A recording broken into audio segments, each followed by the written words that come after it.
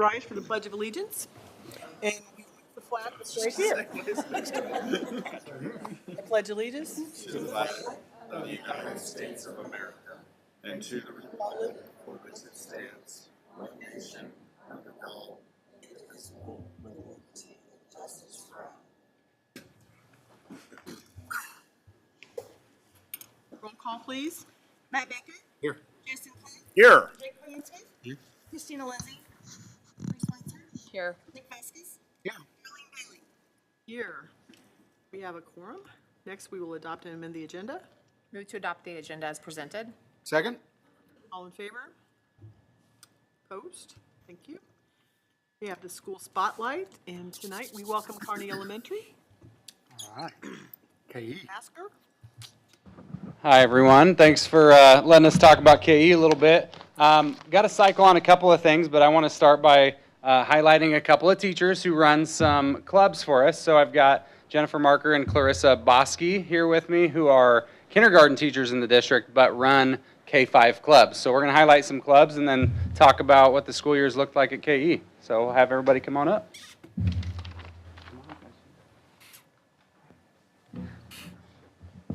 I'm Jennifer Marker, and like you said, I teach kindergarten. And I kind of dragged my fellow kindergarten teacher into my clubs this year. But Dr. Masker has been really supportive of our Spanish club this year. It's kind of new to KE. And we wanted to bring our Dogwood kids in, and they had a Spanish club at their school. We thought, what a great idea to have our Dogwood kids join our KE Spanish club. So one thing that we really wanted to do was kind of establish a connection across the grade levels. So we have first grade through fifth grade. We had 45 students sign up initially, which was overwhelming, but wonderful. So we split it into two groups. We had a first semester group, we had a second semester group, which was much more manageable.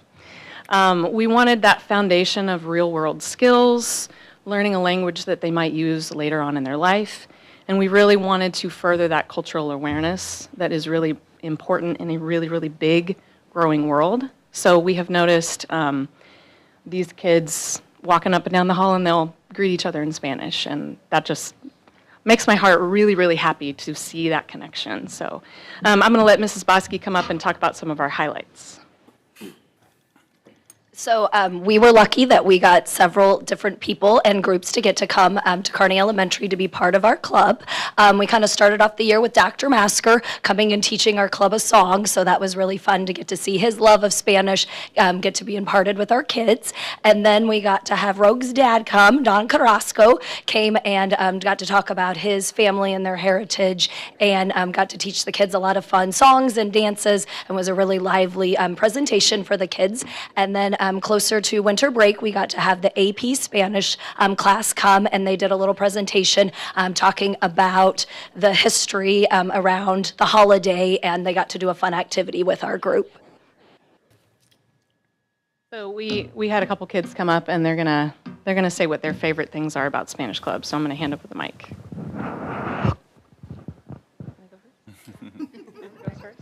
Say her name. Okay. My name is Cooper, and I'm in 5th grade, and my favorite thing about Spanish Club was hanging out with friends and making it fun and educational.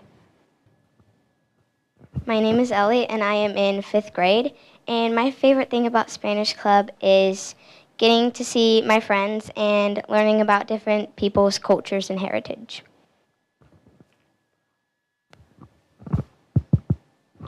My name is Reese, and I'm in 3rd grade.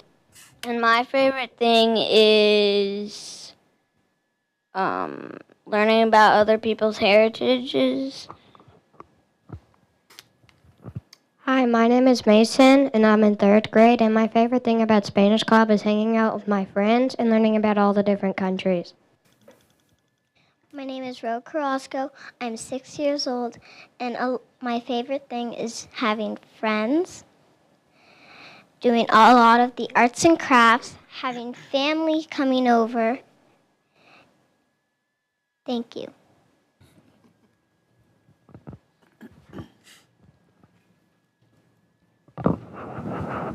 Thank you for allowing us to come and talk about our club. We really appreciate it.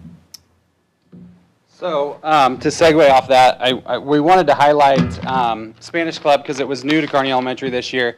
A couple of clubs that we had that were not only new, but just kind of an increase in participation. You can see on the board, chess clubs. We have a sewing club, which actually has some pretty great participation, and they have fixed a couple of stuffed animals for my kids at home, so that has been exciting too. But that's the kind of thing that they like to be a part of. They can see the impact there. We've got some different pictures here. Girls on the Run was a huge increase of participation at Kearney Elementary this year. Science Club, we have STEM Lego Club. Stuco, we kind of increased participation in that as well. So you can see here some sewing club activities. But thanks to Career Ladder and thanks to just teacher interest, and they kind of explored their interest and got some opportunities for kids to have before and after school. So we had a big increase in participation. And then I just wanted to highlight a couple of things. As you guys are all very aware, a lot of changes at Kearney Elementary over the course of the last year. Major renovations and additions, boundary change that brought 80 plus students new to our school. So it was actually closer to 100 plus when you got new students that came in. So about a third of our school was brand new to our grounds this year. Emphasizing belonging and just creating an environment that students felt welcome and safe at school. So I wanted to showcase some data that we received from the beginning of this school year that really highlights the effort that our staff took to create a sense of belonging for students, to ensure that every individual kid was welcome and felt safe at school. So I wanted to highlight a couple. Of course, I'm proud to attend my school. We actually had an increase in every single question indicator from parents and students surveys along with our staff. So there wasn't one indicator where we went downward in. That's just a lot to celebrate there. My school includes students in decision making. We've been really intentional about creating a sense of ownership for our kids.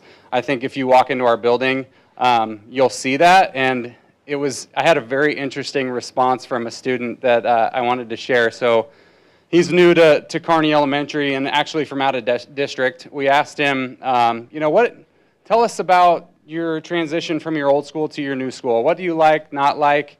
And his response is one that I don't think I'll ever forget. He said, I just feel like we're more creative here.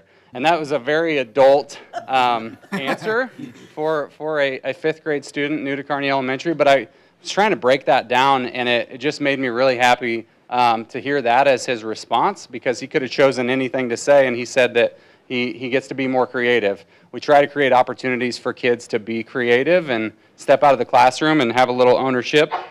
A couple other things I just wanted to highlight from these indicators. Safe and secure learning environment, 100% of our students responded that was in the top two choices. So every single one of our students who completed this survey answered that they feel like Kearney Elementary is a safe and secure environment. Caring learning environment went from 81% to 96%. Eric will like this one. Well-maintained and up-to-date facilities, 56% to 94%. So that's definitely a change of updates for Kearney Elementary, which much needed, and it was great. Positive reputation. Feel like this is one that me and my staff have been very intentional over the past 5 or 6 years to ensure that we were able to tell our story at Kearney Elementary and not allow a perception of just kind of an older building. And so that increased from 74 to 94%, which is a great increase. And then student responses, those were all parental responses. Student responses here, I feel cared for and supported when I am in class at school, went from 82% to 94%. So an increase substantial. Of course, we always want to be at 100% with these things, but growth is great. I'm proud to attend my school, 75% to 94%. And then my classes are fun and engaging, 69% to 89%. So we took the task of bringing in a third of our school brand new, and our teachers were very intentional about their time and effort into making sure that kids were welcome, and we have a lot of incredible data to back how that transition has gone. So I wanted to share that with you all. Last but not least, for Kearney Elementary, we have 3 major retirements this year that I want to highlight for a couple of reasons. Not necessarily something we do every year, but between Amy Beaver, Stacy Elam, and Dave Tyner, a lot of experience and commitment to a district. Loyalty is not necessarily the word that we hear as much anymore, and for three people that had nothing but loyalty to Kearney Elementary and the Kearney School District, I just wanted to highlight their years of service to us because they put in a lot of time, and they're going to be pieces to fill in our building. So just wanted to highlight those, and thanks for your time.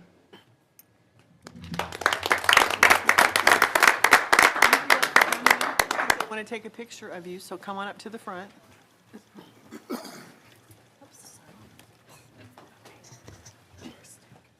And while they're doing that, I just want to add for Mr. Masker, I know that this was not something that you started this fall with the new building. You worked on this for a couple of years, knowing that there was going to be a lot of change, and I know that took a lot of hard work, so we appreciate your leadership.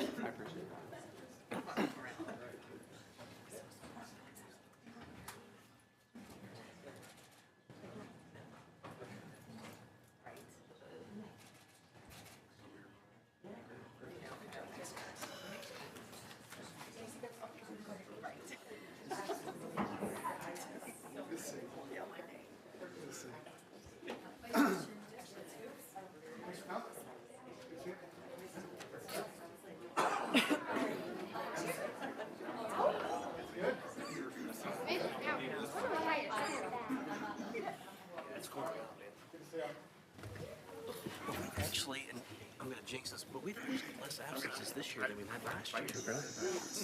By quite a bit. I talked to her about it, though. It's like, oh, it's terrible. It's just, I think right now, people are sick. Yeah. We had no public comment tonight. Next is the superintendent's report. First, I just want to touch base on student recognition. This evening over at Kearney High School, we recognized 170 students. Just a remarkable event. Band, cheer, choir, cross country, softball, football. Really strong testimony to what our students do each and every day. And so I also want to special thanks to Representative Mark Myrith for coming out to acknowledge our high school state football champion. So he made the trip all the way from Jefferson City, from Jefferson City to give the proclamation, and then we'll be making that return trip to Jeff City tonight. So really appreciate that time and effort. The other thing a couple other things I want to mention. Clay County Senior Citizen Tax Credit, in November, December, this was brought back to the Clay County Commission. Seniors had concerns. They had seen some adjustments in their tax bills. Clay County, one of the challenges was Senate Bill 190. It really left each county to develop its own unique ordinance to pass to provide relief to seniors. And one of the things that Clay County initially did was they carved out debt service. And so there was some adjustments and increases to seniors' tax bills this year. And so in December, that came back to the Clay County Commission to reconsider. And I want to thank the commission. On December 18th, they took a pause. There was some feedback from taxing jurisdictions, schools, fire districts. Really wanted to step forward and just make sure that they understood some of the issues that we had or concerns we had with Senate Bill 190 in general. I want to thank Commissioners Nolte, Lawson, and Johnson, the county administrator, the assessor. They all took time to meet with us on January 5th. On January 8th, they took the issue back up, and it was unanimously approved so that debt service would also be factored into the senior tax credit. But I wanted to take time tonight just to really share with our viewers really what the primary concern is from a taxing jurisdiction or a school district perspective. One of the challenges, it's really more of a process issue, and that's one of the things that we'll be advocating for in Jefferson City, is to really think through the process a little bit differently. We are limited as a taxing jurisdiction when we set our tax rates to make sure that we don't receive a windfall of profit. So Hancock Amendment restricts us so that we can only capture CPI, Consumer Price Index, or 5%, the lesser of the two. So one of the things that happened this year was we set our tax rate, we rolled back our tax rate, and then in November, the senior tax credit was applied. So again, in Kearney, what that equates to is we would receive, it's approximately 25%, we would not receive new revenue. New revenue is how we pay staff. And so I just want to bring this to the forefront so people have an awareness. One of the things that we're advocating for is really to allow that senior citizen tax credit to be factored in before we roll back our tax rates. And so that's one of the things we'll be talking to our representatives about. Just want to make sure our public is aware of that. This will equate to approximately $375,000 in revenue that the district will not realize. It's not a loss of revenue. We won't realize new revenue. So again, just want to keep you updated on that. Also, recently, the governor gave the State of the State address, and some of the things that were relevant to public education, he signed an executive order that would place all school districts on a grade card, A through F, and evaluate performance. And again, one of the things the governor mentioned in his speech was he felt as though the current APR system factored in too many compliance issues, and the executive order should focus on student performance solely. So don't fully understand what that's going to look like. I don't understand the implications of APR. We know that that will be coming. I believe DESE has to come up with a plan by the end of June for this to be implemented in September. Also in his message is a priority for open enrollment and school choice. And just so for those of you who understand, open enrollment, while school choice seems to make sense, one of the reasons why school districts have had some reservation is that, in Kearney, we are 65% funded through local dollars. With open enrollment, if we were to accept students from other districts, our local taxpayers would be subsidizing their education. And so when you get into issues like special education, and you look at the costs, and you look at transportation, there's factors that we feel like it's really critically important to be at the table and weigh all those options out before that is considered. Again, that has to go through the legislature, but it is a priority. He also forecasted that there would be flat state funding.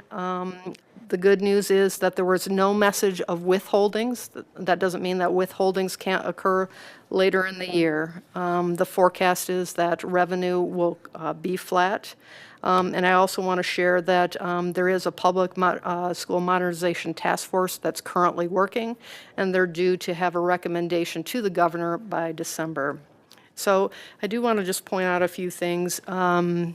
And again, these are talking points that we've shared before, but I think it's just good, kind of broken record to bring this back to you.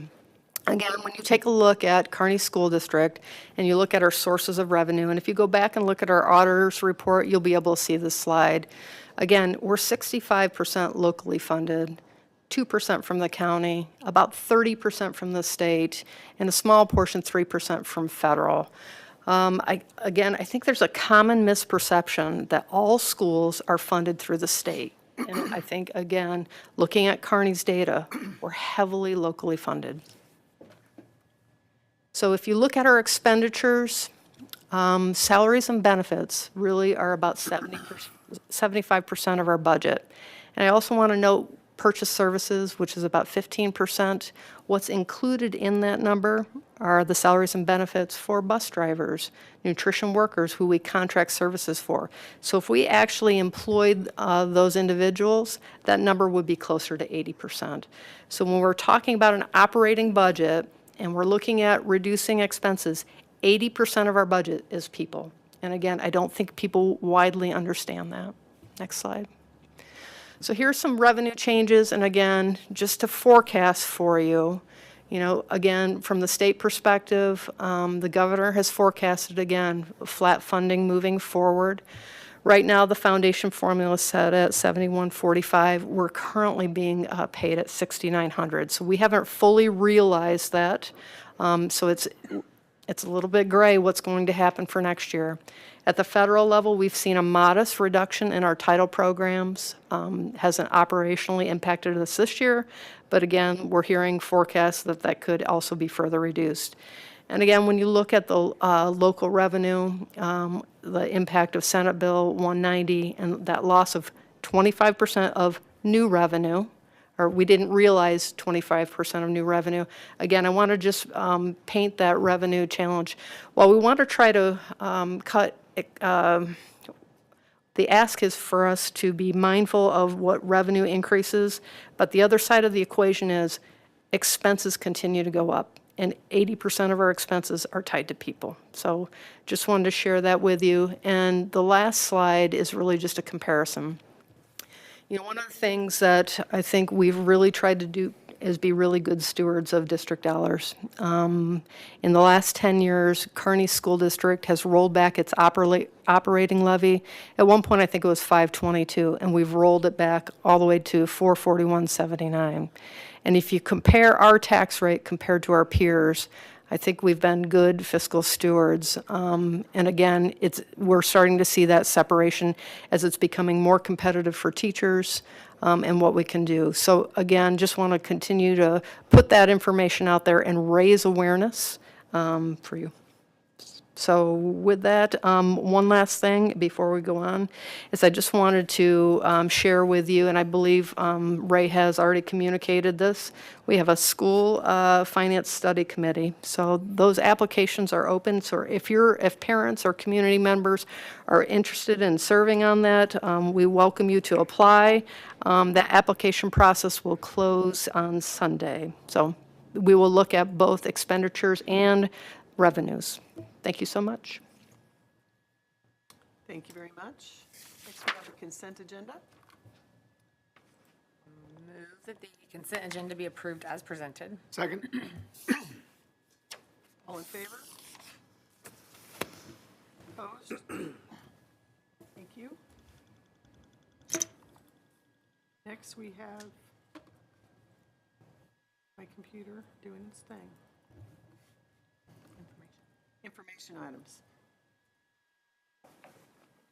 Here we go. Got the bond project? Bond project update. The written reports, are there any questions that you have? These are reports that you've seen previously. Are roofs ever really fixed? You knew that was going to get you to the table, Eric. What are you referring to? I mean, it feels like we're always chasing them. No, I think that our middle school roof for sure has drug on and on. The roof itself is completed. We had 2 drain pipes that needed to be fixed from the inside, but couldn't get a beat on it until it finally rained hard again, and so we took care of those since our last rain. The metal trim is the last of the middle school that needs to finish up, and it's been a long process. The metal guys were always wanting the roofing guys to get out in front of them so they could make efficient work of being on site, and now they're done, and I think they need to come back and get finished up, and now we're going to have some bad weather come in, so you may see them up there a few more days. So we need to postpone the ribbon cutting? Yes. Yes. Eric, is there any concern that, like, with the roof not being fully complete and with this weather that we are having, that there's any kind of potential damage or stuff that they're going to have to go back in and incur additional costs to go back in and fix since it's not completely sealed up? So when they do that, they my understanding and what they've shown me is that they leave those watertight. Okay. So unless we have, I mean, it's always possible that those edges could come up with, damaging winds or whatever that come through and damage roofs anyway. That could happen, but they claim that they leave them watertight each night. It's a good thing we don't get wind around here or anything. Yeah, that's right. Any other questions? Thank you. Thank you all. Financials? Mr. Schwen? Good evening. I'm kind of a little excited tonight. I get to share a brand new report with you all. I'm going to walk you through it, but I'm going to talk a little bit about the reports that I've been sharing. There's been 4, right? And the goal of the new report is to replace 2 of them. So next month, if you're happy with this new report, I'll only be sharing 3 reports with you. So, but that's up for debate. First, let's talk about the reports I do share. There is the bank and cash reconciliation report. I strongly encourage that report remain because it does show where our funds are held. It gives us a quick little glance at all of our bank accounts, and it also shows that the books have been reconciled. So very easy to produce, comes right out of the system, gives a nice little snapshot. I also really like the revenue expense statement report. It's a nice 2-page report that breaks down revenue and expenses with just a little bit of detail, but doesn't take you clear into the weeds where you get lost. But you can see real clearly where are our main sources of revenue and expenditures. And then it also has a little bit of trend. It'll show you last year's too, so you can kind of get a feel whether up or down. So those 2 reports I strongly recommend we leave alone. The 2 that I would like to potentially get rid of would be the fund balance sheet report, which you'll soon see that a lot of the numbers on that report are reflected in the new one. And I'll kind of walk you through that. And then also the fiscal 2026 fund balance report, which has all the months, and there's a whole lot of numbers.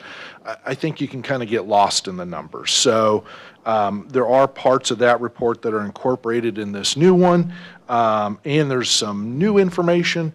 And so now let me take you through this brand new report, describe how it's assembled, and see if it adds some transparency and some better explanation how we spend our dollars. So let's take and break it into 2 pieces, the top half and the bottom half. The top half is going to be our 4 main funds that all roll up into our ASBR report. So if you take, you'll see Fund 1, 2, 3, and 4, and roll that all up. That will give you the total to the right. So let's talk about the different lines in this report. So it starts off with the fiscal year 26 estimated budget, which if you go back to the budget message that was presented in June and expenditures and revenue, those are the numbers there. We've not amended the budget yet, so that is our starting spot for our estimated budget. Second line, actual revenue, is actual revenue as of December 31st. And then the next line down is just a comparison of, okay, what have we collected so far? What was our budget at the beginning? How much has been realized?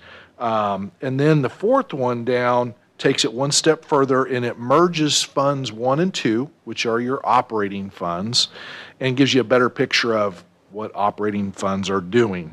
The next line down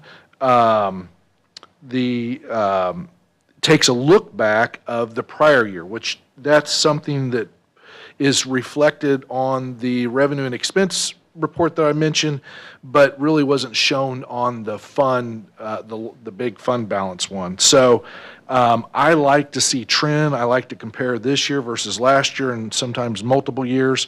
So this takes a look back at what happened last year, what were the percentages, and then my new line, which I really like, is tell me dollar-wise what's going on here.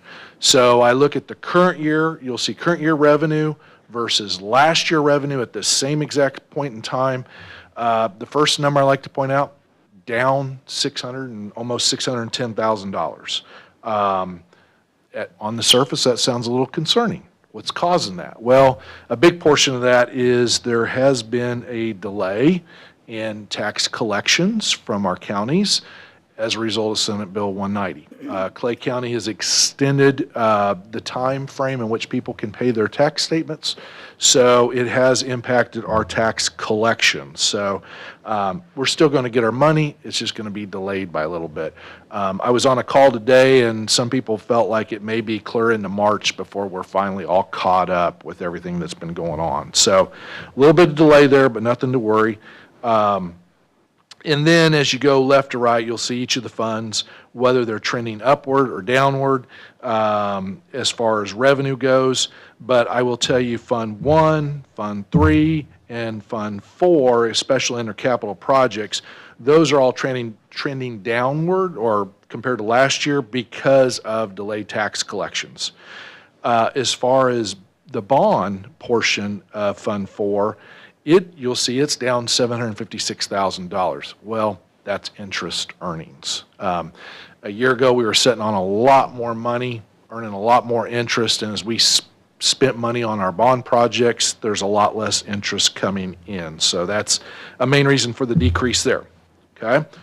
There's revenue. Any questions on revenue before I drop down to expenditures? Okay? And I might point out Fund 4 is, which you probably know, but maybe somebody listening online doesn't. Fund 4 is a combination of bond and capital projects. Right now, pretty much everything we're doing is coded to bond projects because we're setting on plenty of funds. Whenever those funds do run out, we either got to have another bond issue lined up or our deferred maintenance is going to start coming out of our capital projects fund. It's important to note the major source of revenue in the capital projects fund is transfers, and we haven't been doing transfers the last couple of years. So at some point in time, if we become dependent on capital projects to fund our deferred maintenance, we're going to have to start transferring money. Well, when we do that, that cuts into operating cash. So be aware of that. Doug, I don't see Fund 5, the special, are you getting to that? Or? I am. Okay. I pulled it down, 1, so all my numbers would fit on a page. Okay. But 2, Fund 5 doesn't get rolled up into the annual ASBR. It's kind of a separate fund, so I kind of treated it separately. But as I go downward, you're going to see it on the bottom right. All right, So I'll wait for the excitement. It's coming. All right, so there's revenue. Expenditures, same format. What was our budget we adopted back in June? However, how has our expenditures so far to date turned out? What's that percentage look like? And then also rolling up Fund 1 and Fund 2, because that's our operating cash. And what you'll see here, the percentage is really not only revenue for the two funds, but expenditures for the two funds are extremely close. So that tells me trend-wise, very similar to last year. So let's talk about that bottom line for expenditures where we're looking at the dollars. And you will see Fund 1 and Fund 2 are both up a combined $1 million. That's a pretty big number. So that scared me a little bit, so I decided to do a little deeper dive to figure out what was causing it. When I did my deeper dive, which you could go to that revenue and expense breakout report that I still provide, those 2 pages, salaries and retirement make up almost half of that total. It came in at $512,000. The second biggest one was actually a textbook expense of $262,000 that hit this year, but we didn't have that much spent last year, so in comparison, it was a huge increase. Number 3 on the list was employee insurance, and that would be transfers from our operating fund into Fund 5. And we had to do a transfer at the beginning of the year, a little over $300,000, so that's reflected in that number.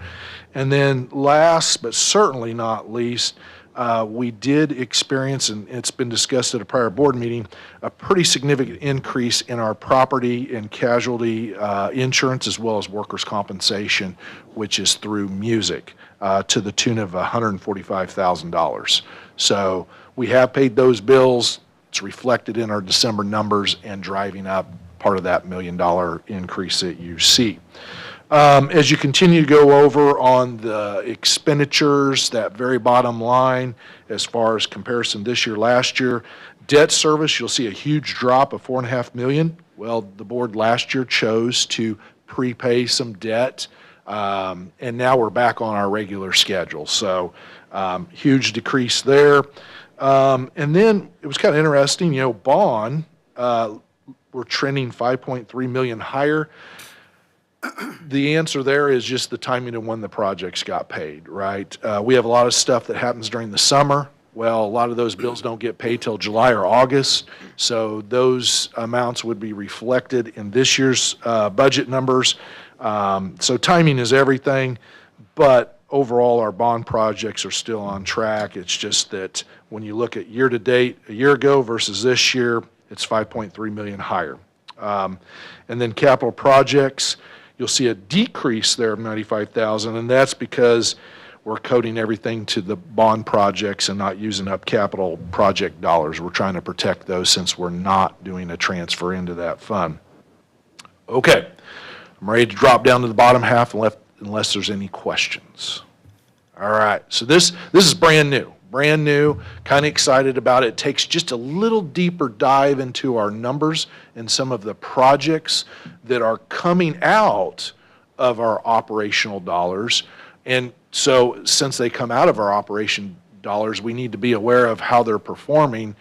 So we may have to make a difficult decision down the road if they're not performing very well. So let's look at 4 main funds, and then we'll also talk about the fund number 5, our self-funded insurance. But the 4 that we broke out, the first one was nutrition services, and you will see that we budgeted an annual budget of just under 1.7 million in revenue, and so far we've realized 730,000. And then if you drop down to expenditures, we estimated 1.8 million, and thankfully only 705,000 has been realized so far. So just looking at the cash comparison, how much revenue we've gotten this year versus last year, and how much expenditures this year versus, it's actually trending pretty good. Just quick glance at our nutrition services fund is performing a little better than I think last year, and so hopefully we might have turned the corner, because it's not uncommon for pretty much everybody's food service fund to lose money. It's the reality. So that's nutrition services. I'm going to slide over to the activity fund. And I need to point out that revenue is solely what is hitting all those athletic programs and academic programs that have their own activity funds. That total in revenue is 1.145 million is what we estimated on our budget. But then when you drop down to expenditures, going, wow, 2.7 million, well, that's the district's portion of those expenditures. So the top number is just, could be fundraising, concessions, gate receipts, donations, whatever goes into all those activity funds, not the district dollars, but just those activity funds. The bottom number reflects what they're spending of their own money that they earn, plus the district portion. So we're subsidizing all those activity funds to the tune of about $1.6 million. Trend-wise, you'll see revenues down just a little bit versus last year. Expenditures are up just a little bit compared to last year, but percentages are so close, I don't see anything there that particularly scares me. So it looks like pretty normal year. Before and after school care, you'll see revenue estimated at 602,000. We've taken in so far a little under 300,000. Then expenditures estimated at 539, and so far 269. Percentage-wise, tracking very close to last year. Both of the numbers are up just a little bit when compared to last year. Nothing there stands out as far as something to be concerned about. Last but certainly not least, as far as the ones that roll up into our operating dollars, is puppy pound. And you will see a budget of 372 for revenue, but expenditures of 584. And that's not new. We typically spend a lot more than we take in. Did have a conversation earlier today, because I didn't know, but an interesting number was pointed out. Though the rates we charge are actually fairly competitive to other providers in our community. So I know from my former district, that was something we always try to be aware of, is what is everybody else charging, so that you're not way below or way above what a parent could go get in the community. So rates seem to be very competitive. It does lose money, but I think we would all agree it's exceptional. If we're here for the kids, that program does a lot for the kids. And so I think we're all very comfortable subsidizing that program to a certain degree because of the benefits we get from those kids and what they learn. So percentage-wise, you'll see very close. And then I'll go to Fund 5. The last one I want to talk about. Sorry, real Oh, quick. question, yes. Yes, on Puppy Pound, I noticed like the revenues to date. It seems to me, is there a explanation as to why they're so far behind? Great question. I think enrollment's actually down a little bit compared to last year. Fewer kids in the program, so that's, and I know sometimes, and I don't know this definitively, but sometimes parents will prepay for the whole year and others will pay by the month. That could be part of the reason as why. I didn't do a deep dive, so I can't tell you exactly, but that's two reasons why I think the numbers are down a little bit compared to last year. Well, I was just looking at that and then, because it looks like the expenses are on track comparable to last year, so. Yeah. Down a little bit, 16,000. So that leads me to believe since revenue's down, we're not spending as much because of fewer kids, and so expenditures are down as well. So overall, I think we're tracking pretty similar, but I'll definitely will keep watching that month by month and see how that trend goes. Great question. Any others before I move to Fund 5? All right, Fund 5, self-funded, our self-funded insurance plan. You will see that revenue out of the gate, we are hoping for $4.744 million. We've realized almost 40% of that total so far to date. And then down on expenditures, 4.6, and we've already hit 2.3. Those numbers, you can see revenue obviously is tracking a little lower than a year ago, but thankfully also expenditures are as well. So I feel like it's almost a wash. I have noticed the last couple months the claim seems to be coming down a little bit, so I'm starting to get optimistic that this year is going to be okay. I don't think we're necessarily looking at a great year, but hopefully revenue will exceed expenditures to where we can continue to build a cash balance in that fund. And that's what you want to do. I can't tell you what a reasonable number is, but we're not there yet. But you want a nice balance to sustain those ugly years. And we kind of started off with a tough year in our first year, and so we really need to focus on trying to get a little bit of a cash balance there if we can. So now the last group of numbers, if slide to the right a little bit, kind of excited about this. This takes some numbers off of the fund balance report that has all those monthly numbers and go down to the bottom right. There, thank you. You will see I added some more history. I like to look multiple years back. So this is giving you a snapshot of what are our percentages as of December, and then what is the year-end outlook for this year compared to the last, looks like 6 years I put on there. No secret, I've been sharing that I think, and I still do think, we're going to get at least a 20.29. That is dependent upon SAT coming in at 7145. Again, you heard earlier, we're at 6,900. That's going to be a huge increase. Normally, we don't see that much fluctuation from what we're getting in December to when it comes, that final number is realized in June. So when that does hit, it really is going to pull up our revenue toward the end.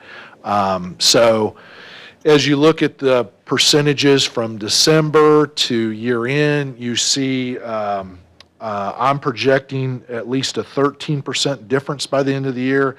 You go down to fiscal year 25, it jumped by 11%, fiscal year 24 by 11%, 23 by 10, 22 by 12, 21 by 14, and 20 by 12.5. So I heard it mentioned that usually take that December number and add 10%, a little higher than that, but you'll see that there was actually some years where it jumped as much as 14%. So And I would say this year with SAT hitting 7145, and I'm still very optimistic about that, it is very possible we could see that 13, 14, but I'm hesitant to go to 15% increase.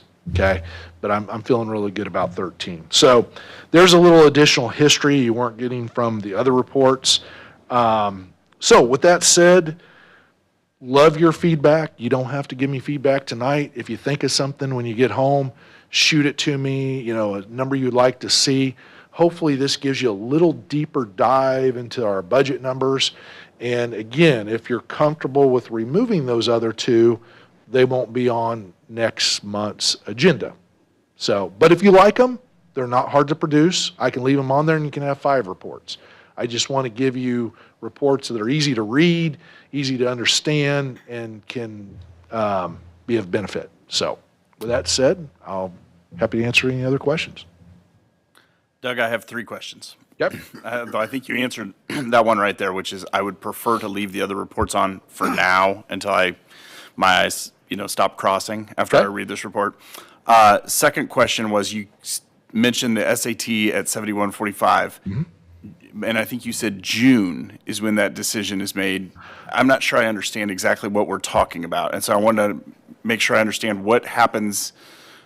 Is it just 1 month extra? I'm confused as to what we're hoping for. I should correct myself because I did go back and do some trending on I think I looked at the last 5 years. Where did SAT start when we started getting funding in July, and where did it end up in June? And what I noticed is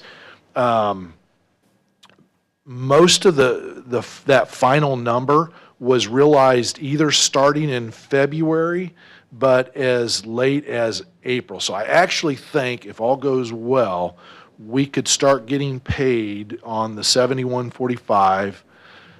I don't think it's going to happen before April, but I'm hoping by April. So then we'll start to see a bump in revenue as it's calculated on that higher number, hopefully starting in April. But worst case scenario, if they wait till the very end to adjust it, it's all going to show up in June.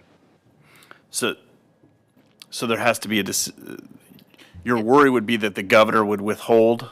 Is that what would stop the 7145, or is it just a ministerial calculation that hasn't happened yet? No, it's already been appropriated, right? Okay. To be at 7145. It just hasn't. It just hasn't been distributed. Distributed, Even, yeah. even our January payment was still at 6,900. Okay. That somewhat satisfying. And And I don't know who magically says, oh, here we are, we're at 7145, here's your funding. We just watch the payments as they cut the payment transmittals and see if they've adjusted the numbers Part of it yet. is they're watching the state revenue come in, right? that was my worry. Yeah, is right. if they're watching that seems to be. Although they found 250 million today, so who knows? And whoever's controlling the deck here, could we go back to the last slide that we were on, to the bottom right corner where we were looking at the annual or the projected ending? There you go. Doug, this is what's known as a leading question. It occurs to me that we're asking people to come join on a finance thing. They may be tuning in. They may see that number. So does that 20% that you're showing there, does that mean that we have an extra 20% that's just going to be sitting around at the end of the year? The answer is no, but I'll let you. An extra 20%. I'm asking you, if they see that year-end 20%, some people may get the impression that what you're saying is that at the end of the year, look, we're going to have 20% that's unspent. It's extra. And I don't believe that to be the case, but I'm hopefully throwing you a softball. If not, I'll answer my own question. Yeah, it is not an extra 20% because if you don't maintain a certain level of cash balance, the state will take over your district. And I can't remember what that number is. Is that like I don't think 5? there's not a specific number in Missouri. Oh, there's not a specific, I was thinking it was 5 or 6%. But if you get dangerously low, the state will say you are fiscally stressed, and they will take over. Do you want to explain cash flow and why we need to have a fund balance? Yeah. That's the big, that's really the answer to the question, is the 20% is really for cash flow purposes, because when does most of our money show up? our tax payment from January. So otherwise, we're living off those rollover cash balances to get us to January when those tax dollars flow in that then get us to the finish line in June. So cash flow is So it's important to have that balance there because it's the only way we can pay our bills between July and December is we have to have enough cash in the bank before the next amount comes. Is that what that number is indicating? That is absolutely correct. And you will see on the group of numbers to the right, the dollar number. So December 31st, we were only sitting on $3,683,000 in cash. That is the low point of the year. That is when we are at our very bottom. And then we get a huge tax payment in January. We're flush with cash for a while until we start going through our payrolls and get to the end of the year, and then it drops to the 20% amount. But yeah, if we didn't have that cash carryover, we could be bouncing payroll checks in December. Doug, a few items.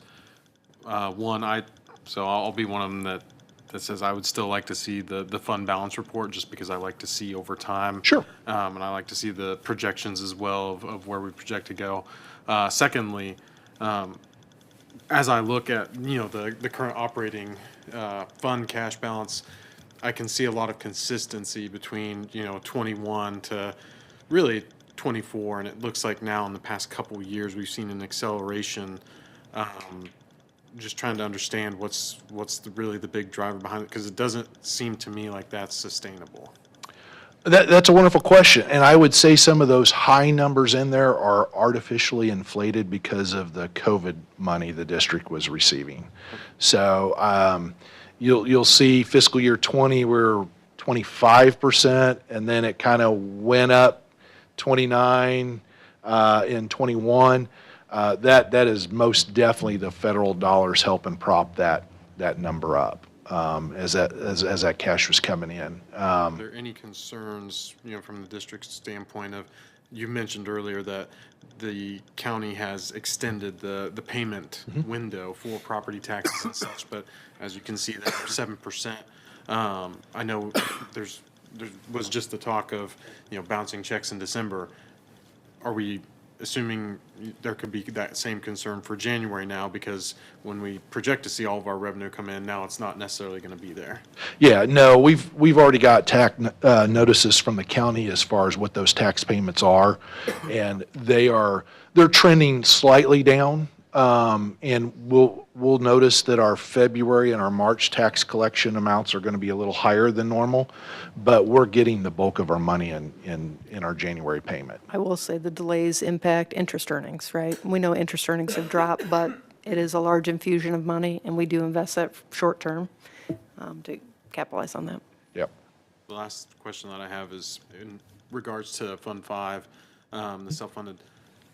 I know it's relatively new. I know it takes a little bit to go, get going, but how much runway are we given this before we determine that it doesn't have legs and this isn't the approach that we can take for it? Have we considered that in the district? I think we've had annual conversations, and also have Dr. McMahon speak to this. We've also put a lot of pressure on our broker, but I do believe it's a good strategy long term. It's unfortunate we started with a limited number of high-cost claimants, which is atypical for our past history. Anything you'd like to add to that? Yeah, and we did not see those coming. When we first started the strategy, everything looked like it was gonna go well. The high-cost claimants, showed up, people going through some really bad things. I will say, at the end of the day, I think we would see a greater increase in district expense if we were on a fully funded, because our insurance rates would go up, and we're able to control those rates better with this strategy. However, I do see your point. Revenue or expenditures are exceeding revenues, and we're pouring cash into it. But we have some strategies we're looking at this spring that hopefully will address those. And if not, I think we can look at going back to fully funded, but that's going to be super expensive for the district as well. Some of our neighboring districts that were on fully funded, I mean, they were experiencing 20, 30% renewals. I mean, That's common right now, 20 to 30%, even if they do have good, Yep. even if they do have good expense ratios, meaning for every dollar they're collecting in revenue, they're not expending more than a dollar. So we did see some trends coming down. It's starting to go down. We had an 86% month in November. And so we're collecting money at this time, but we still have some high-cost claimants. We need to come up with some cost containment strategies moving forward. Yeah, appreciate the answers. Like I said, my main concern is just as we see this trend of declining operational fund balances, it doesn't really give us a lot of leeway or runway to play around with these things. And, you know, if we guess wrong, it's only going to take maybe one or two of those, where in the prior years we had more leeway. So that's why I ask.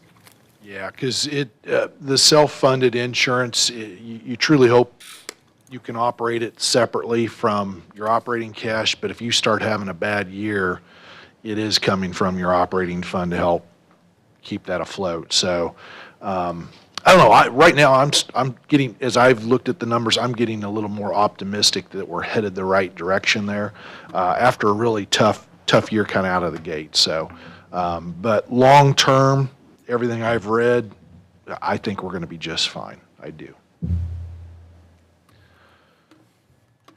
Great questions. Anything else? And again, don't be afraid to reach out to me, call me, email me, drop by, say hello, whatever. I want these reports to be meaningful to you and give you numbers that if you get questions from the public, you can kind of explain at a very basic level what's going on. So I am very excited about the upcoming Finance Committee. I've never done that in my career, but I know other districts that have, and the nice thing is it gets some buy-in as far as what we're trying to do, what we're trying to accomplish. So I'm very excited, and I've seen some of the people who have applied, and I've seen their credentials, and I think we've gotten some good people signed up so far. So should be fun. Of course, I love talking about numbers, so. Thank you. All right, thank you. Okay, next, we have a program evaluation for child care, which is a written report. Any questions on that? Thank you, Dr. Baugh, for being here. too. Oh, sorry. Student achievement data.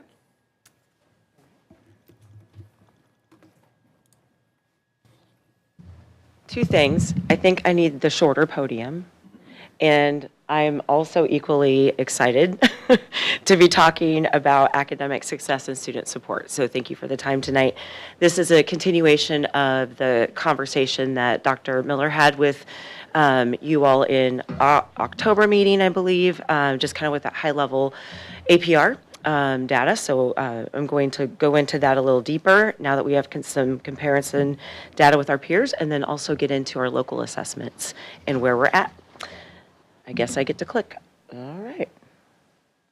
Okay, so we all know that it's obviously directly related to our objective 2.1, where our students are annually performing in the top 25% of high stakes testing, and that is the MAP test amongst our peers, with 80% achieving grade level proficiency in local assessments, and we would look at NWEA. So we're gonna look at both tonight.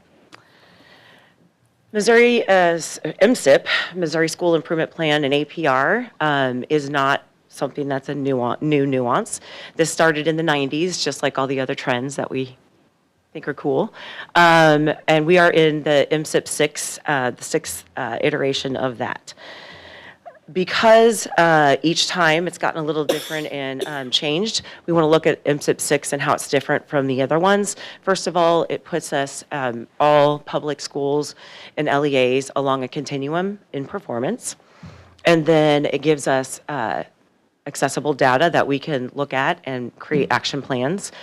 And it helps us improve and innovate and look at different possibilities with specific areas. And then also holds us accountable for high performance in achievement, in status and growth. And then also it focuses on all of our student achievement at all levels, including our kindergarten readiness assessment, all the way up through our career, college career readiness assessments. So what it is exactly is a basis of DESE's MSIP 6 evaluation for school districts to determine accreditation. So this year, I'll actually show you a timeline to kind of show you if accreditation and where that's leading. But it's on a 100% scale with continuous improvement being 30%. The remainder is student performance. And we look at status and we look at growth. And it kind of shows you on that slide what each of those are. And to caution you, along with Dr. Miller, when looking at growth, APR scores can be a little volatile with positive and negative swing when it comes to growth because it's a comparison to others statistically on growth measures. So I thought this was extremely helpful.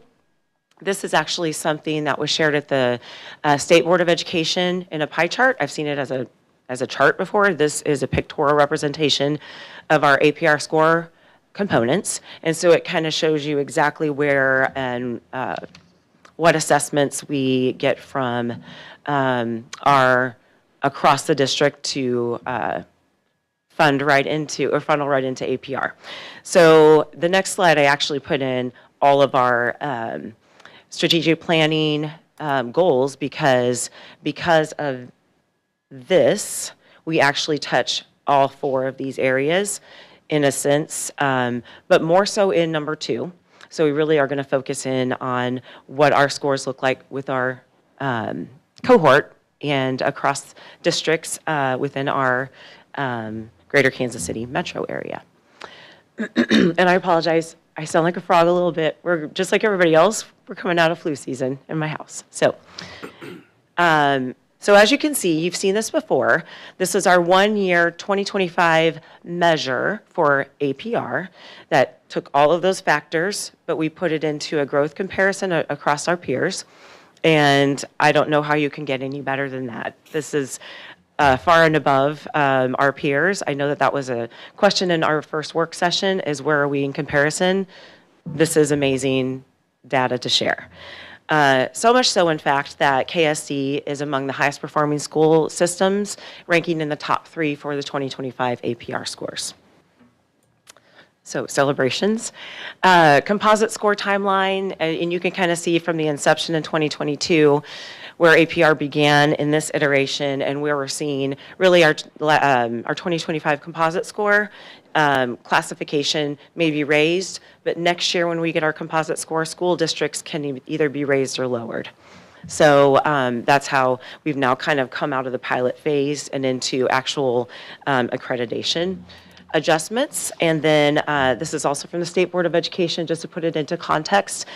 In blue is the 2024 state APR distribution, and green is 2025. It's important to note that the percentage of LEAs with scores above 70% and 80% both increased at the state level. So the state board, actually DESE highlighted to the state board that we're seeing overall an increase in composite scores in the state, which is encouraging. Our 3-year composite data is that 3-year 23, 24, 25. So at 2024, we're above that, obviously with our 90% composite score, which then shows that we are in that top category as well, leading all of our district competitors, I would say. So in our peer districts, we are actually in Missouri as well. Just for our composite score, we are in the top 4% statewide for composite scores. So again, extremely high performing district.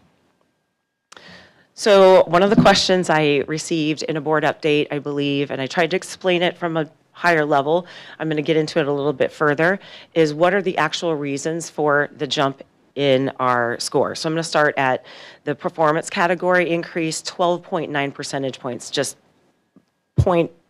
percentage increase. That then led to our total APR points increased 9%.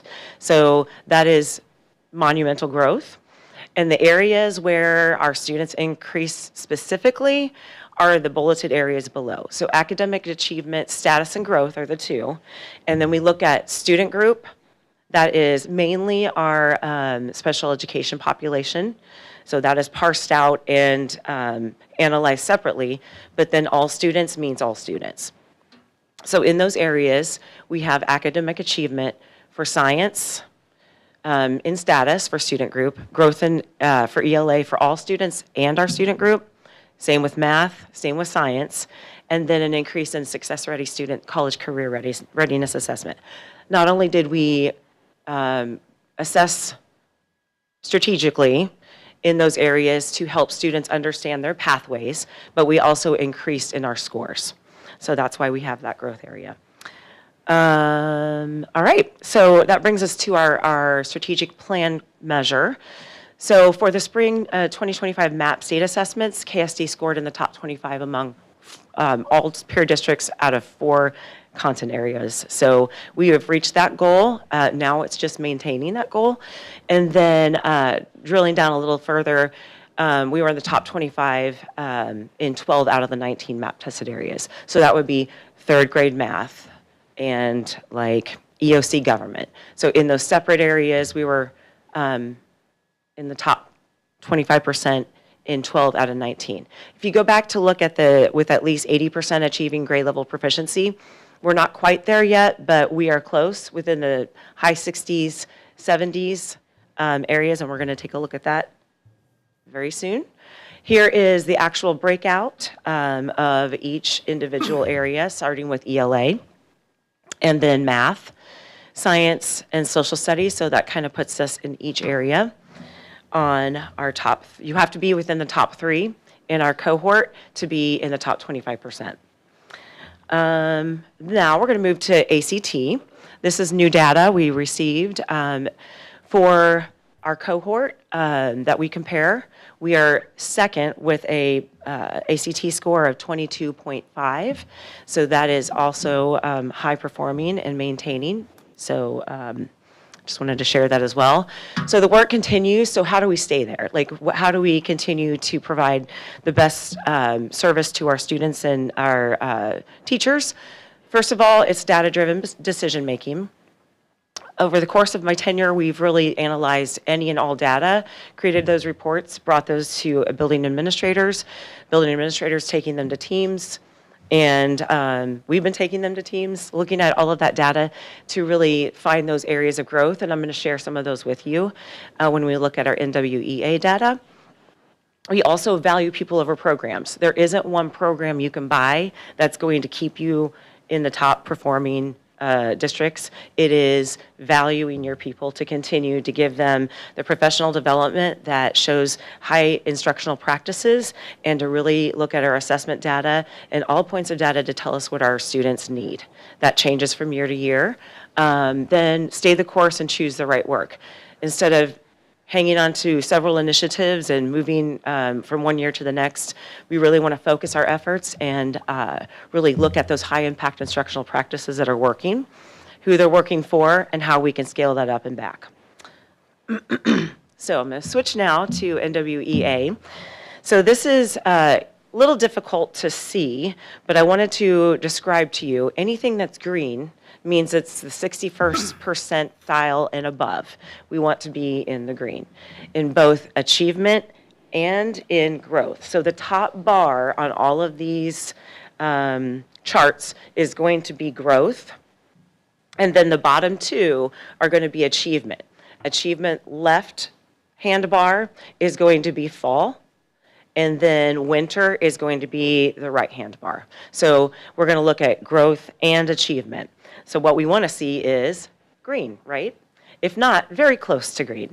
So really, if you look at ELA, this is an area of relative strength when it comes to achievement. And growth, we are right at the 58th percentile in growth. So we're right there, close to our target of 61st and above. Going kind of further down to look at elementary and looking at, these are areas of high achievement in 3rd, 4th, and 5th. Our growth is not as high, but we are very close with 56, 56, and 53rd percentile. So we're hitting that mark with achievement, and sometimes when you hit higher achievement, it's difficult to hit the 61st and above in growth. So just keep that in mind. In secondary, We have a mixed bag. We have good growth in sixth grade with increasing achievement, but an area of growth for our achievement. We like to see that we're growing. And in seventh grade, we are improving and we're reaching our goal in achievement, but we're not quite, we're at the 59th percentile in growth. And then eighth grade is just a huge celebration. And so what are we doing in eighth grade? To look at sixth and seventh, because we have hit the mark in both growth and achievement. So those conversations happen at the building level and then within the team level. Switching to math, you'll see that growth is another area. We are almost at 60%, 61st% growth, but our achievement is pretty exciting to see. Because relatively math and when we look at MAP is an area of growth for Kearney and across the state. So if we look at elementary, this is definitely an area that we are going to focus on because we do not see the level of growth that we maybe see in some of our other areas. But the achievement and maybe is not commensurate of our reading growth and achievement. We did also implement a new resource this year. So sometimes it takes time to realize that growth and achievement. However, that is an area that teams are going to be looking a little deeper into and administrators as well. In the area of secondary, even though we implemented a new resource, our secondary is very solid and we're above in growth and achievement in all measures and grade levels. So we are now taking a look at what did we do in our secondary adoption that maybe we need to go back and focus on. So I'm going to talk about that in a second. I want to move to science. Science is also an area of strength for Kearney. If you can see, we're at 61st and above both growth and achievement, and we only give the MAP test to our 5th and 8th graders for science. So not to overtest our students, we only give the NWEA in science to 5th and 8th. So you can kind of see there that we're hitting the mark in both of those areas. So what are we going to do to address some of the areas? It goes back to the slide of continuous work, data-driven decision-making, the valuing people over programs, and then staying the course. So not getting, we need to bring in this program, we need to bring in this program. What we're really doing is subbing out teams or getting teams together on our professional development days to really dive deeper into this and make plans and look at proficiency scales, look at scope and sequence, and to adjust from now till the end of the year and beyond. So that was a lot. What questions do you have for me?